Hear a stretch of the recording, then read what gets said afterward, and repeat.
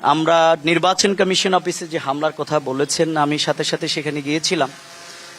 আমি মনে করি তারা হয়তো অতীতকে জানান দেওয়ার জন্যে চোরাগুপ্তা উদ্যোগটা গ্রহণ করেছে, কিন্তু এই লক্ষ্মীপুরের জনগণ আগামী দিনে আর সেটি হতে দেবে না ইনশাআল্লাহ।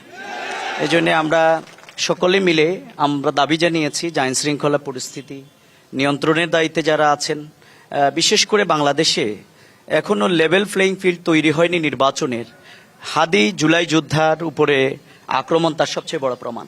অবিলম্বে আমাদের নির্বাচন কমিশনের লক্ষ্মীপুরে যে হামলা এবং সারা দেশে যেই এখনো মানুষ নির্যাতনের শিকার, জুলুমের শিকার, এর হাত থেকে আমি স্ট্রংলি বিলিভ করি, it's my faith and believe, যে ওয়ার্ক টুগেদার, লেট আস গো।